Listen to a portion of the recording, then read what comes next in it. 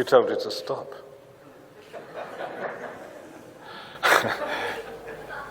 Well, I'm glad to see, I'm told that you're all 25% happier now.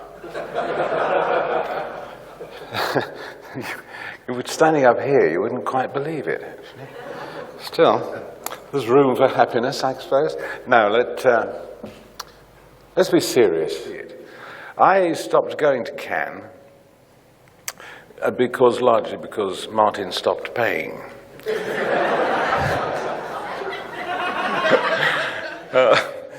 But if I thought it was worth it, I'd go anyway, just to see my mates. It's a bit like this. I mean, it's a microcosm of this. I mean, I see some very friendly old faces out there and some very bewildered young ones.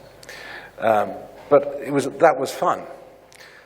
But now, if you look at Cannes, and you seem to be looking at Cannes rather too closely, in my view, there isn't anything that would recommend it as a holiday destination, and certainly not as a business destination. People were saying earlier on that the clients should be made to go there. You're fucking joking. They do go there. And they go there to get pissed. The amount of pink wine that is drunk by clients even exceeds that drunk by the suits, who now, by the way, did you know, outnumber the creative people by quite a large degree. It's true. I'm not kidding you.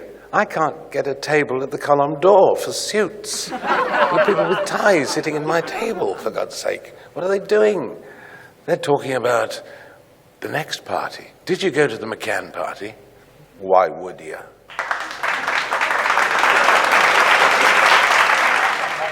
But you insist on going and insist on deciding how good you are by the number of Cannes awards you got. And because you got 2, doesn't mean to say you're worse than Iceland.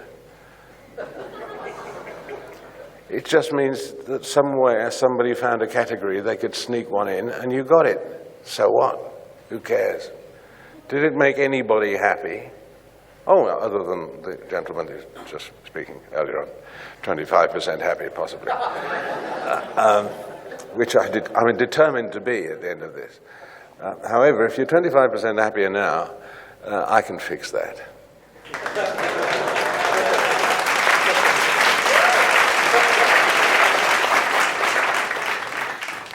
On the plane here, there was oh, I say, what a very good chap you are. I think it'll just go on there. Thank you very much. A charmer. Hang on, just make sure it's not water. No, it's all right. It's not water. Okay. Oh, dear. There was a fat man next to me on the plane who read all the newspapers, one after the other, and put them on my lap, which was kind of him in a way. So I had to read the bloody things. And in the middle of one of the Straits Times, there was this wonderful... Have I got a camera around here so people can see what it is? No. I thought you'd say there was going to be a bloody camera. Well, how can he see this? Oh, I have to hold it the other way around. Then I won't know what I'm talking about. God almighty. The pure inefficiency of the man. Okay, I'm sorry about my back. Okay, can you see that? I can see I can do it on there. You really get my back now.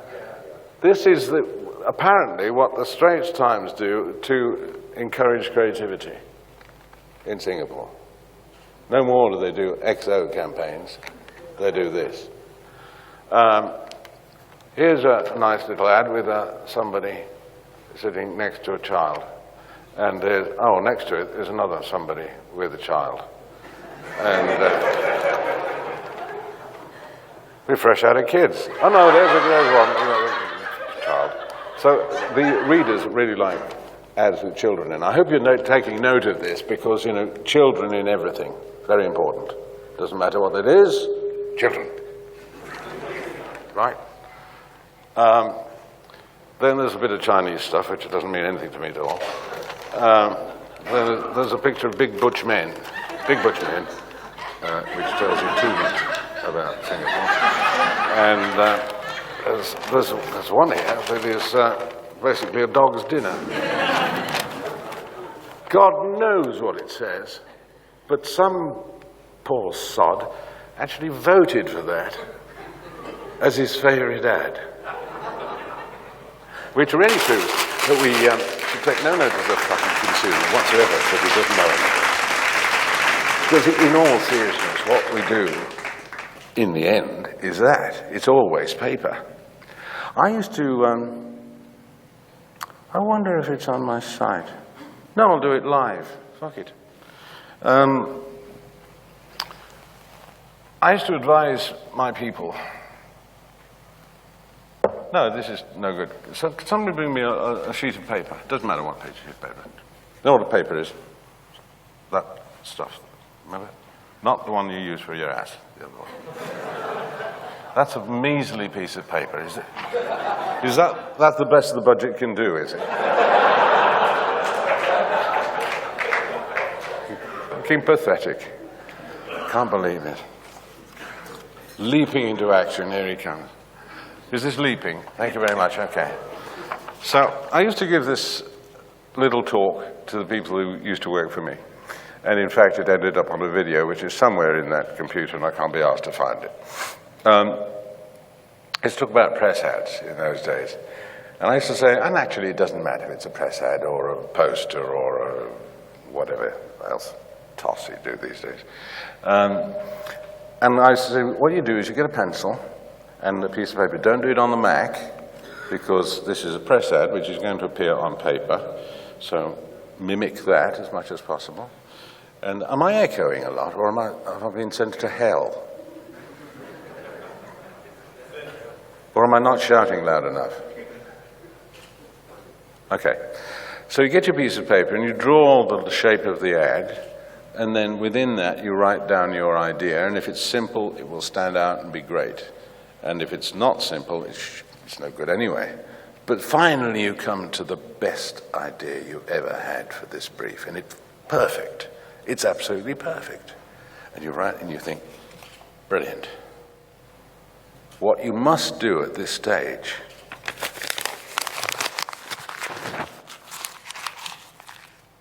is throw it in the bin. Because if that's the best you can do better. And you must do better. And what I've seen recently is too many, pretty good. And let's go down the pub. Nah. Actually, being brilliant is just working hard. Do you know that? It's a fact. Nobody who's brilliant or a genius has never worked hard. And we are so happy with the mediocre. In fact, some of us are trying to achieve mediocre. It would be great if I could be mediocre. Of course, then you start again. And at some point, you may go, yeah, actually, it wasn't bad, was it? And it may be good, but you won't know unless you've tried harder. I really recommend this to everybody. Whatever you've done, whether you're a writer, an art director, photographer, or everything, whatever you've done that you think is great is not great yet. Only if you make it great later. I'm enjoying this.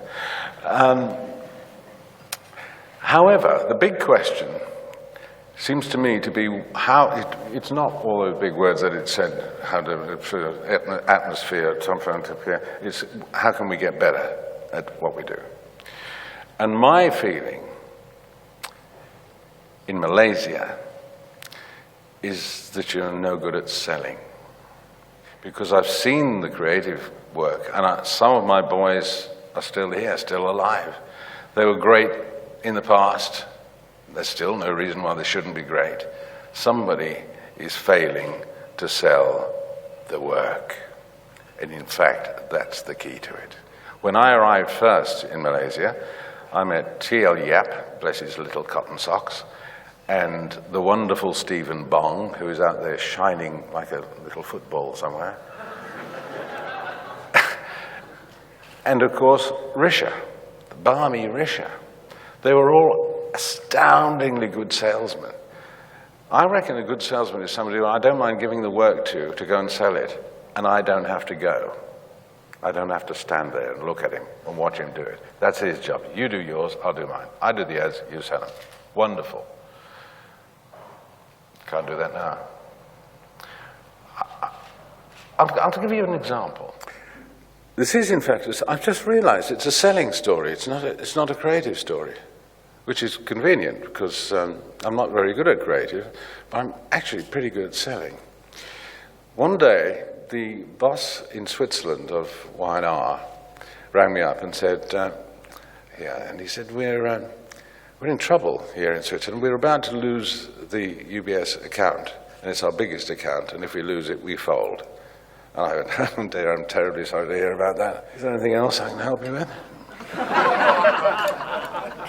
And he said, no, we've been given one last chance. One final pitch we've been allowed. I said, good luck. And since we've tried all the sensible answers, we'd like you to do it. I thought, me? Yes. And I said, you can have no concept of what that's going to cost you. And he said, tell me. So I picked a figure out of the air. It was obviously absurd. And he said, okay. Oh, I wished I'd been doubled it. And so he said, the money will be in your bank tomorrow. Of course, it's a bank. And it was. And it was a horror to me. Suddenly, I'd got to actually do it. And I was panic-stricken, because I've never let anybody down, and I've never given any money back, either. So I thought, I'd better do this. I sat down and thought. Won't go all through that process, because it's just a creative process. But when I'll tell you, I sent him the thoughts, and he said, good, when you come to Switzerland? And I said, yes, sure, send more money. And he did, and I did. And I got there and sat in the front row. Why am I standing here? I've got my drinks there. Okay, I can walk about. And I stood in the front. No, I can't. Where's my fucking microphone? What the fuck happened to my microphone? Okay, can you hear? Okay, can I move? Okay, can you still hear me? Yeah, okay. So I got to Switzerland, and we sat at the boardroom table where the presentation was to be had, and this isn't a rocking chair, is it?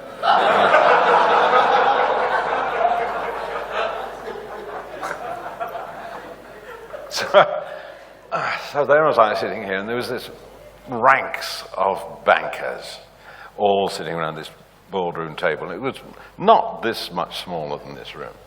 And they were all in little rimless glasses and dark suits, dark ties, white shirts, and right at the far end was the chairman.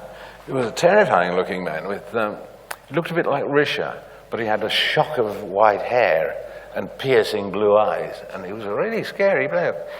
And anyway, so I was sitting there thinking, this is going to be fun. Looks like the audience from hell. And so anyway, the guy who'd brought me over said, go on then. I said, I'm sorry? He said, up you get. What do you mean up I get? Present it. I said, what? Me? You have no idea what this is going to cost you. So, so I had nothing, a bit like today, I had nothing prepared. But I knew what the ads were at the end, so I had to try and get there. So as I got up, I kept thinking, imagine, if you will, that you are a bunch of Swiss bankers. I know that's difficult. Try, you're creative, all right? So I said,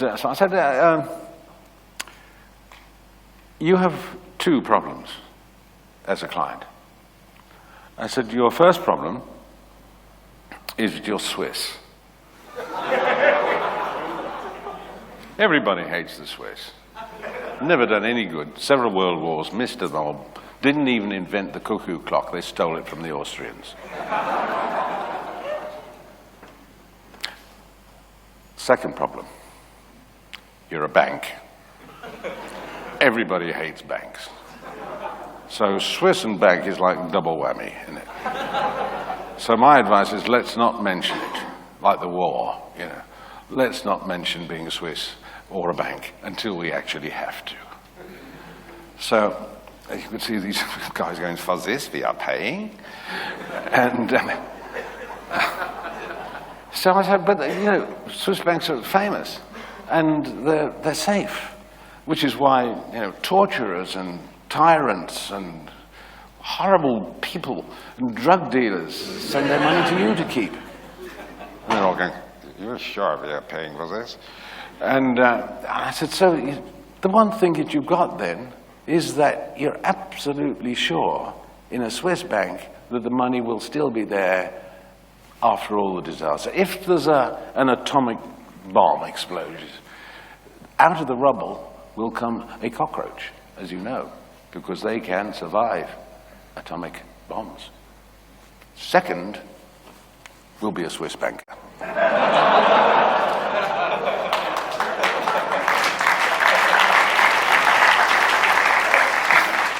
Because if he didn't come out of it, we're all finished. So I said, see, the one thing you've got is that, and I've written you a line. And I could go home now, but I've done you some ads as well. So the line I want you to buy first, before you look at this lot, is United Bank of Switzerland, or UBS, here today, here tomorrow. That's all. Thank you very much for giving me the money. Thank you. They were now looking at me thinking, okay, maybe. So I said, no, the other part of this argument is you, so far, have got your audience for all your advertising that I've now looked up. I was lying. I'd never seen an ad from their place. But I was guessing that they were probably right. That you've been aiming it completely wrong, I said. You've been doing ads for banks like all the other banks have done. And they were all starting to look at each other and thinking, actually, that is the problem. And the agency, who just presented 5 times and nearly lost it, were thinking, fucking hell, that's exactly all we did. Really the shit. So I said, you shouldn't be doing that. You're above all that. If you turned up in your bank with a suitcase with $1 million in it, they wouldn't even give you tea. $1 million? Boy, please. Oh, fair, please. But they're talking about billions. We don't fuck around with $1 million. That's petty change. So you're talking to people who organize around the world enormous amounts of money moving about. And actually there's not much difference between your bank and Credit Suisse and all the other big monsters. They're all more or less the same. And the only way you can possibly get more is, and I know this is difficult for a Swiss person, but to be more likable. I want you all to work. And I said, so what I've written some stuff is nobody but a very rich man could possibly understand. You've got to be unbothered by exchange rates and piffle like that, because it will all work itself out. What you have got to say is we understand the value of sticking with the problem. The money is there, it will still be there, and if you hang on in there, it'll be more. But don't shit around taking it in and out, taking it out and putting it on horses. So I said, this is all it is. And then I had prepared a 2-camera presentation, which you're going to see a better version of in a minute, just reading poetry. That's all it was. So the chairman said, we will vote on it. And I hate that, because I don't like democracy. And I've never won a vote in my life. You know, once it goes there, all the good reasoning arguments come in. And I don't want reasoning arguments, I want visceral response. However, he said Fritz, and Fritz said, ja. And he said Hans, and Hans said, ja. And he said Joachim, and he said, ja. And they went round, bum, bum, bum, bum, till he came back to him. And he said, well, we were going to do it anyway, but it's nice to have everybody agreeing.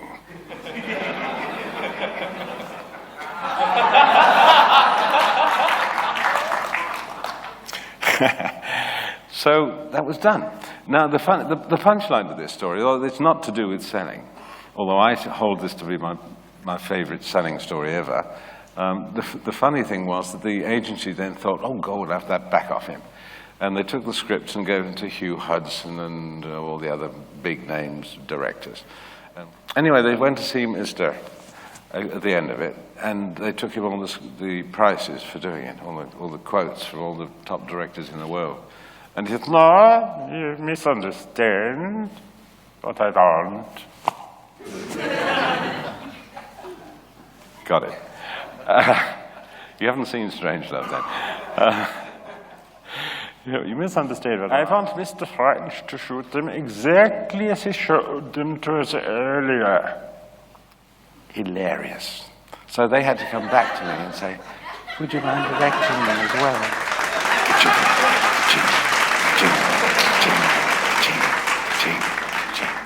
Lovely. I spent the next 5 years directing those. I mean, that's why I live in a vast house in Spain.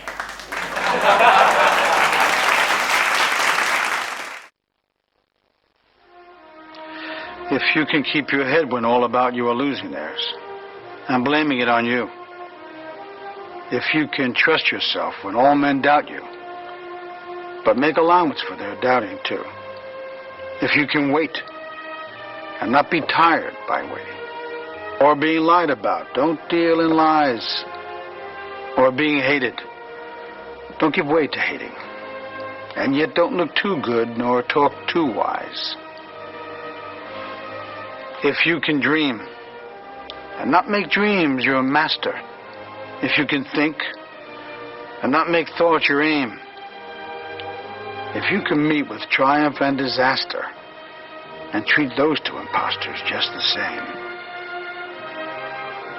if you can talk with crowds and keep your virtue, or walk with kings, nor lose the common touch, if neither foes nor loving friends can hurt you, if all men count with you, but none too much,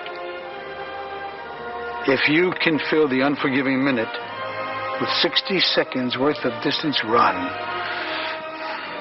yours is the earth and everything that's in it. And which is more, you'll be a man, my son.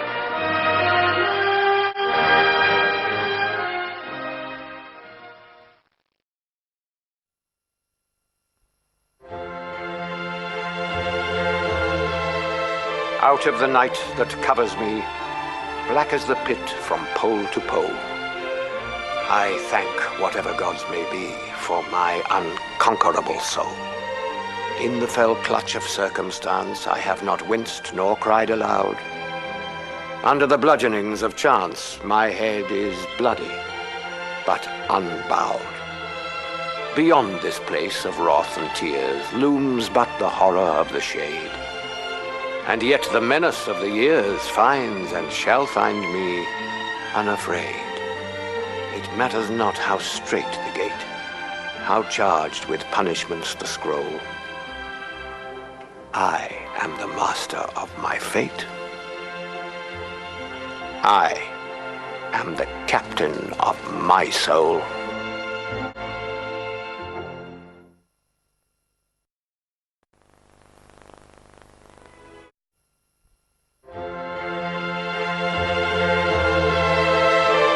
Two roads diverged in a yellow wood, and sorry I could not travel both and be one traveller. Long I stood and looked down one as far as I could to where it bent in the undergrowth, then took the other, as just as fair, and having perhaps the better claim, because it was grassy and wanted wear, though as for that, the passing there had worn them really about the same, and both that morning equally lay in leaves no step had trodden black. Oh, I kept the first for another day. Yet knowing how way leads on to way, I doubted if I should ever come back. I shall be telling this with a sigh somewhere, ages and ages hence. Two roads diverged in a wood, and I took the one less traveled by, and that has made all the difference. I mean, just go for it. You've got nothing to lose. It's only fucking advertising. Nobody dies.